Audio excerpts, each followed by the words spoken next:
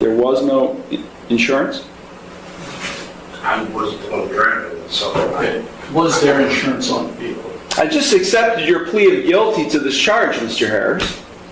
I'm now in the sentencing stage. okay, I understand, but I'm getting advised by my lawyer. Court is on the record in City of Conneaut versus Ricky L. Harris, case number 25 TRD 28. This case is set for a plea hearing today. It's actually set for a jury trial this coming Thursday of this week. The court received a notice in motion filed by the defense this past Friday, July 18th, and the court went ahead and hurriedly scheduled a plea hearing for today. Pending against Mr. Harris is a charge of failure to stop after a non-public road accident, a violation of Section 335.13A1 of the Conneaut City Ordinances, a first-degree misdemeanor. Mr. Harris is present. He's accompanied by his attorney, Philip Heasley. Also present is Law Director John Lewis. Mr. Lewis, the court has received a status report. Thank you, Your Honor. The offer that we have discussed here, should the court be willing to accept this, would be an amendment of the charge to the charge of failure to stop after an accident involving, it is still a first-degree misdemeanor, and that is under Ordinance 335.14A. The difference between this charge and the original charge is that this charge does not carry a mandatory license suspension. I discussed this amendment with Destiny Kreider. She is the individual whose car was struck back in December 21st of 2024, actually. I discussed it with her. She was not concerned about the license suspension at all. All she's asking for is I have for the court an estimate from West Penn Collision. The damage to this vehicle, which was a 2001 Chevy Blazer, was the grand total for the repairs of that vehicle would have been, the estimate that she provided to me, $6,874. And I have a copy of that for the court. I also provided one to Mr. Heasley. The Blue Book value of the vehicle as of July 16th of 2025 is $1,665, and I have a copy of that also for the court and for Mr. Heasley. So what she's asking for is restitution in the amount to the order, excuse me, $1,665 in restitution. The city is recommending probation, whatever fine the court deems appropriate. The court costs along with that cost. Thank you. Thank you. Bro, this case starts like a routine plea deal, but the judge is already walking through the details very carefully. The defense says Harris wants to avoid trial. The victim agrees to the deal, and everyone seems ready to move on. Chuckle, they even get the guilty plea accepted. So what's the problem? Well, the judge is about to ask one simple question about insurance that completely changes the direction of this hearing.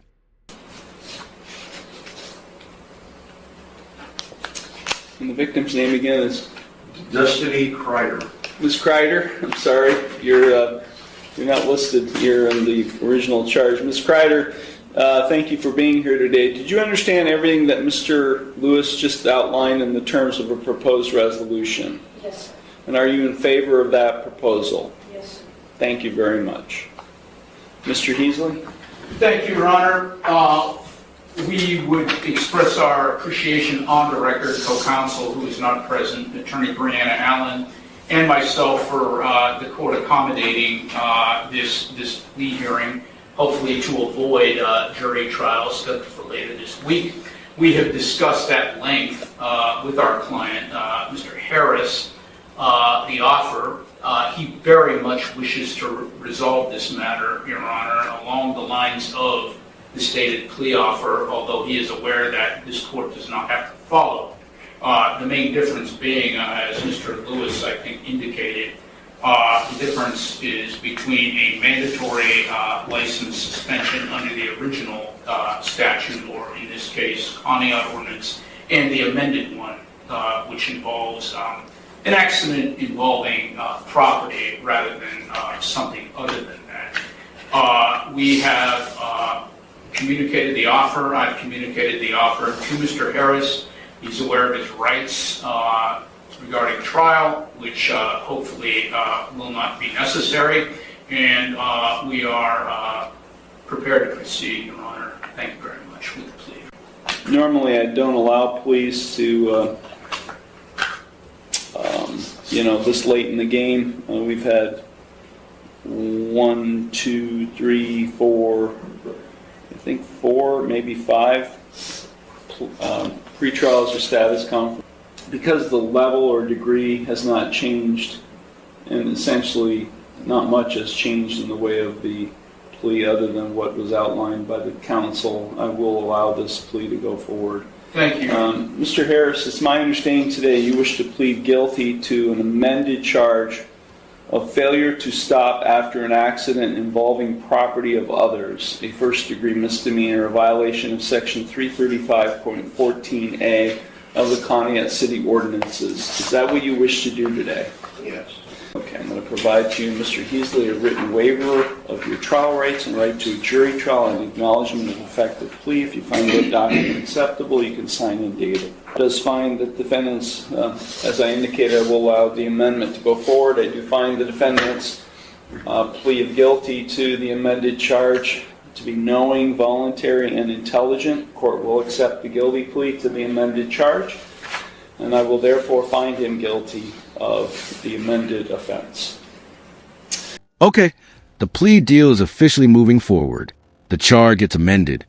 Harris pleads guilty, and the judge accepts the plea as knowing and voluntary. Then comes sentencing. The defense asks the judge to go along with the agreement and avoid suspending his license. Sounds straightforward, right? Nah, because the judge still has questions about what actually happened.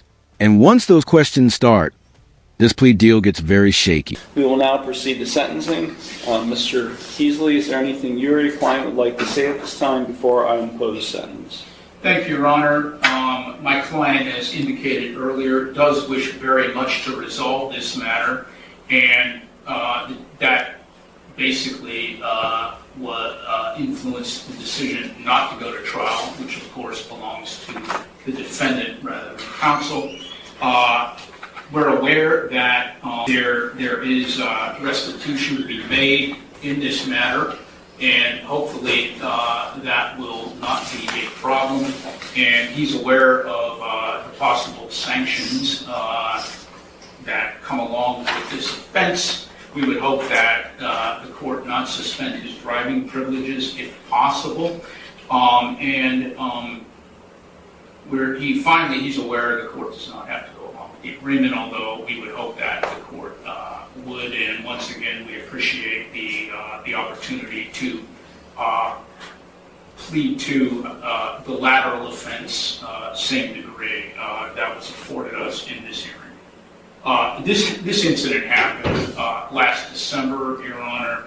Mr. Harris has not reoffended in any way, and he is not likely to do so at any time in the future. Thank you very much. That's all.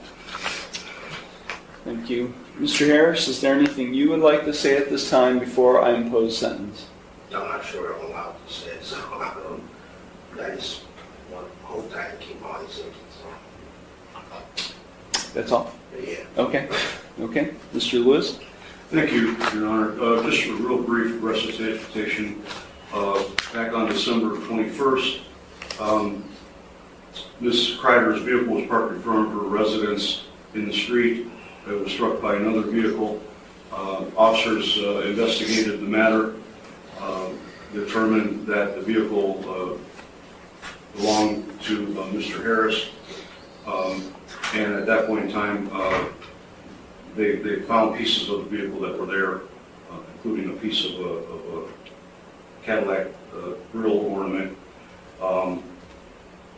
and they matched it to the front of Mr. Harris's vehicle, and it fit a piece of the Cadillac grill on it fit perfectly. So that's how it was determined that Mr. Harris's vehicle was involved in the accident. Other than that, Your Honor, like I said earlier, all Ms. Kreider is really concerned with would be the restitution amount that we discussed previously of $1,665. She currently is she's been without a vehicle, I believe, since this accident happened. Is that correct? She's been without a vehicle this whole time. Thank you, Your Honor. Thank you. Ms. Kreider, is there anything you would like to say at this time before I impose sentence? No? So I think if there's a restitution component being included in, it seems, because this was not a citation that was issued, this was a complaint filed with the law director, so I can't tell from the paperwork filed with the court whether he had insurance or not, but I'm assuming since restitution is a component of the sentence that there was no insurance? Wait! The judge is now hearing the details of the accident, including how investigators matched a Cadillac grill piece to Harris's vehicle. The victim has been without her car and wants restitution. Then the judge notices something important. There may not have been insurance. Suddenly, the judge isn't just thinking about the sentence anymore. He's trying to understand the entire situation.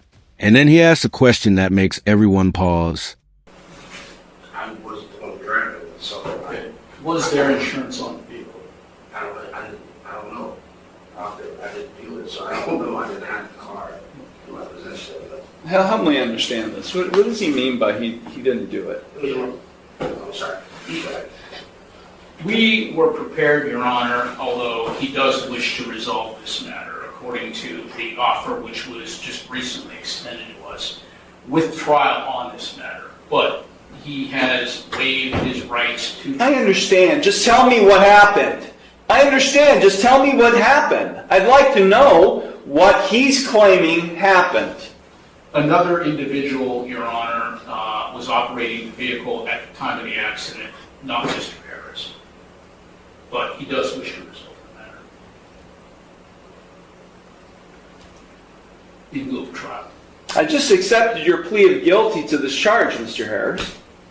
I'm now in the sentencing stage. Okay, I understand, but I'm getting advised by my lawyer, so I'm not. That's what I said. I don't know what I'm allowed to say and not allowed to say. I'm trying to be respectful. The judge wanted to know regarding insurance on the vehicle, Cadillac Escalade. I get that. And I didn't have insurance on that vehicle. Whose vehicle was it? Okay, so the vehicle was in my name that I used. I let my brother have that vehicle because I'm trying to help him out. It's your vehicle.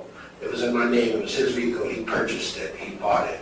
Was the title transferred? No, he did not transfer the title.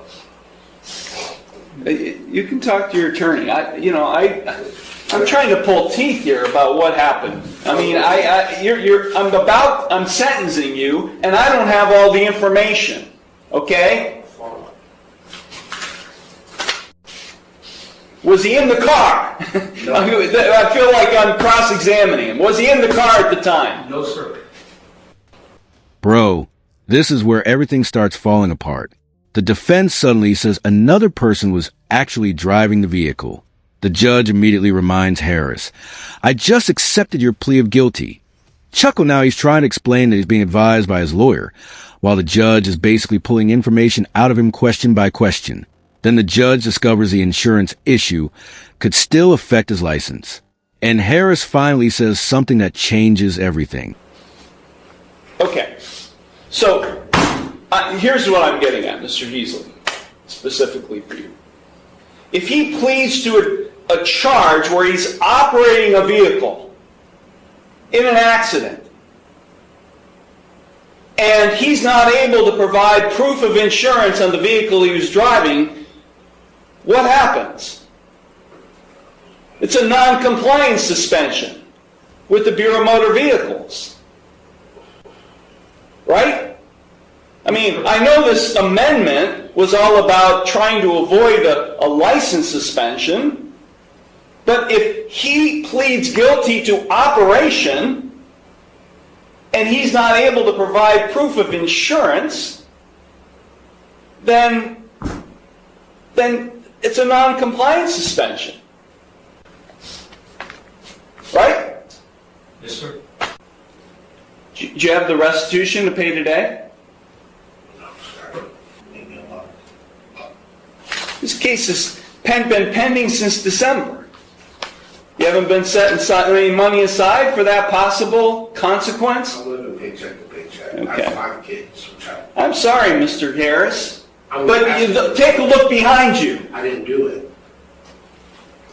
You just pled guilty to it. Because I'm being advised by my attorney. I asked last time I was here, I asked if I could talk.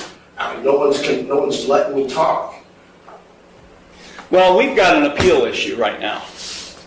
We got an ineffective assistance of counsel claim right now. And I'm not going to allow this thing to go up on appeal, and you guys spend all kinds of time dealing with an appeal. I'm going to leave. And you guys are going to talk about this, and then we're going to resolve it, because I'm not sentencing right now. Because I'm not going to allow you to waste your time having to deal with an appeal on an ineffective assistance of counsel claim. This case is going to a jury trial. I'm vacating the conviction. This case is going to a jury trial on Thursday. You want your trial? You got it, Mr. Harris. This case is being vacated. I'm sorry, Ms. Kreider. This case is going forward to a jury trial. I'm vacating the conviction, and we are not proceeding the sentence. Nah, wait. Harris suddenly says, I didn't do it. Bro, after pleading guilty? The judge's reaction is basically disbelief mixed with frustration. Harris insists he was only following his attorney's advice and says he wasn't allowed to properly explain himself. Sigh, and now the judge realizes this could create a serious ineffective assistance of counsel issue. Instead of forcing the sentencing forward, the judge makes a decision nobody expected, and the plea deal is about to disappear.